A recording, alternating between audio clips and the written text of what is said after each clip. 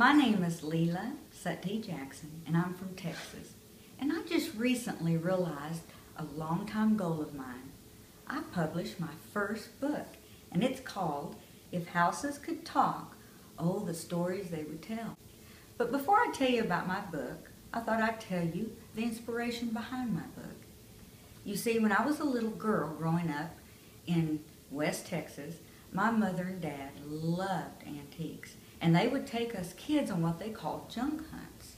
We would peruse antique shops, flea markets, junk shops, and occasionally old abandoned home sites, looking for the rare find. My mother, when she'd see an old house, she'd say, "Ah, look at that old house. If houses could talk, all the stories they would tell." Or she might say something like, "I bet that house has a story." So when I became interested in writing, I thought, why not write a book with the house actually telling the story of the people that live within its walls? But of course, it was a while before I was able to realize that goal. I got married and raised 2 children, 2 beautiful daughters, and my second daughter, 8 years ago, gave me a wonderful gift, a little grandson. His name is Parker, and he's the love of my life. In fact, I call him my heart, walking on 2 legs. So that my daughter could provide for her son, I watched him full time so that she could work and go to college. Well, this last summer she graduated, and so I thought, it's time to reach my goal. And so I began embarking on writing this book. Oh, let me read an excerpt from my book for you. This is the first story. It's called Elijah. It says, "Ouch! Those kids are throwing rocks at me again. You'd think they'd know better."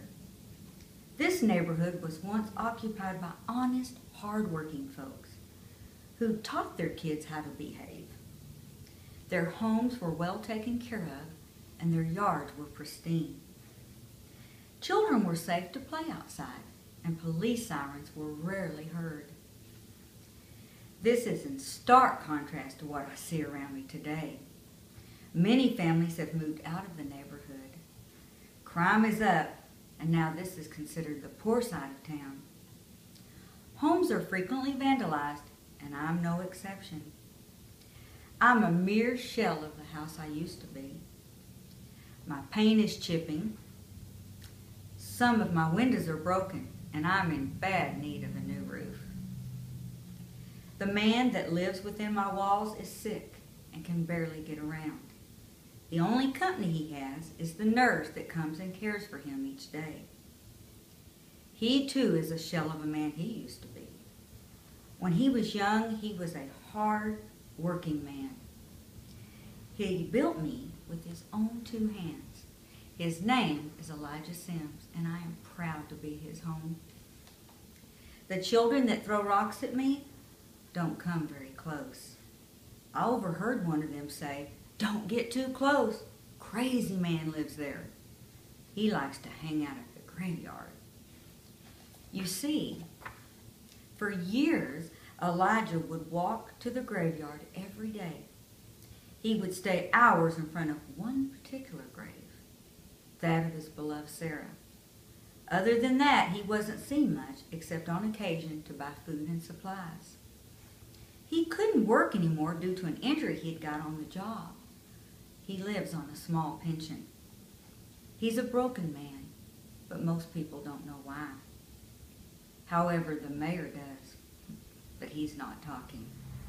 So let's venture back in time to the beginning of my story.